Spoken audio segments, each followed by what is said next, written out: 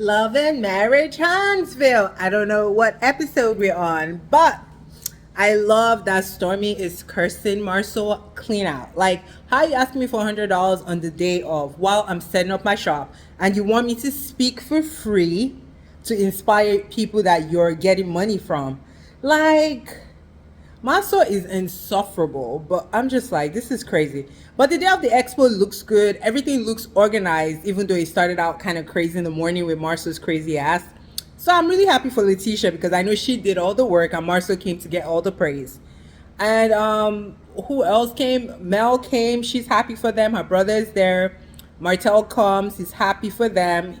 But he's not advertising his wine, which makes me think he doesn't own his wine and he was just the face.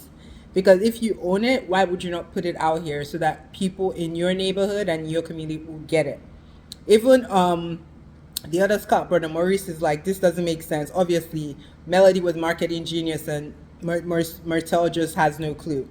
Then they ask about Kimmy. I don't know where Kimmy is, but I guess she was kind of down today. But they are hoping she will show up. Tisha has reservations for her to sit down and things like that. So that's good. Then Martel and Melody's brother, the gay one, who he keeps saying he doesn't want his kids around, basically because he's gay. And Martel is kind of a toxic masculine man. So he's there talking about, well, with your help, hopefully things can go better. And the brother's like, whose help, nigga? Man, Kimmy is a strong ass woman. Like, I don't get it. But she had radiation today, and if you have family members that have been through chemo or radiation, you know that thing wears them the hell out. And she's like, I'm doing this as a labor of love, because basically it's her family, the Scott brothers or whatever. But I'm just like, girl, I am so inspired by Kimmy. Like, I know Maurice is a big doo-doo brain, but she is inspirational, and her even being this resilient is something to talk about. The fact that she's sharing her story, it helps Black women, especially those scared to find out the unknown. It helps them, okay, let me get screening. Hopefully they catch things early if there's anything to be caught. I love it for Kimmy. Like, she is so inspirational. And Melody gets emotional. I like this episode. Like, it's a little bit of drama, but it kind of gives us back to where Love and Marriage Huntsville started from. It was really like a family show. And she sees her brother-in-law who's been in and out of jail. Obviously, she hasn't seen him in a while. Probably hasn't seen him since the divorce, right? Or even prior to the divorce, because he just came home about a year ago, according to his brother. So you could tell they had a good relationship. Melody seemed like a great wife, because even Martel's mom used to love Melody, right? Till shit got real and she found out like the mom is really not 100% on her side. But honestly, when you look at it, you could tell Mel was a good daughter-in-law, because she was like almost tearing up. The guy was almost tearing up. It was kind of sad to see, but it is what it is, But yeah. Stormi gets a call from her husband, and basically they mislabeled like a whole bunch of the supplies, and they couldn't make an error because they have a deadline. They're going to New York with all the supplies. So she's freaking the fuck out. She's like, why am I even here? Marceau is like rubbing me down for some coins of $100. I could have been in the warehouse like helping my team. But at this point, she's just like, you know what? It is what it is. There's nothing I could do. I just have to trust my team. And hopefully they do deliver. I mean, she is a Black business owner, and we definitely want all the Black businesses to thrive. And then Tiffany walks up to her and she's like, how are you doing? Because she sees that Stormi is like flustered. So Stormi tells her basically about the phone call. And Tiffany is like, yeah, it's kind of weird. Like, they literally just asked me if I was speaking. And I told them I found out about this whole expo 2 days ago. So how the hell am I going to speak? Like, no preparation, no nothing. And then Stormi's telling her about her experience. She's like, this nigga literally just asked me for $100. Like, girl. So everybody's like kind of getting seated. The expo is supposed to start. The business owners, or the main people for the show, are behind. And Martel is finding out that Melody is not going to be part of them because he saw her earlier, so he just assumed she was going to be part of them speaking so they can introduce them as Melody and Martel Holt. Like, he does not understand the whole concept of divorce. Like, what are you confused about? And he's talking about, okay, I'm not going out. They're like, you don't want to talk about your businesses? Like, he's like, no. Then in the confessional, he's like, I just thought Melody would be part of it. I didn't think she would just be in the audience. Why do you care what Melody's doing? Y'all ain't together. This is not a joint venture. And all these idiots are like arguing in the back, not knowing that the audience is like literally seeing them. Tiffany's like, do they know we could see and hear them? Then they realize that they could be seen and they're like, oh my God, like this is so embarrassing. And it's just a hot mess. But honestly, for some, it seems like it was last minute. But the vision is there. They could definitely clean it up. They had a good turnout. This could be like a yearly, bi-yearly thing, and their sponsorships can definitely be more than $100 for the vendors. So they could really be making a lot of money for this. So it's a good start, I think. Like, I can't bash nobody doing some shit, making it happen. So it is what it is.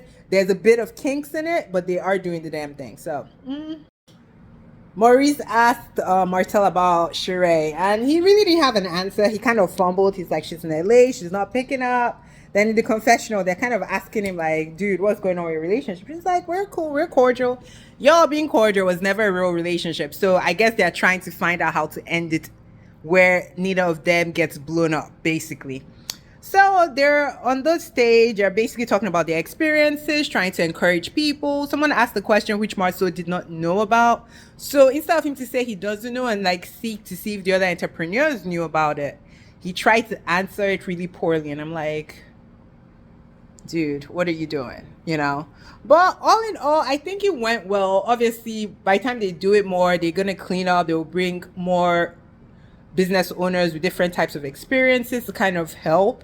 And I'm sure there's going to be a fee for people coming in so that they could either pay the business owners or people volunteer their time, whichever works. But I thought it was decent. I really did.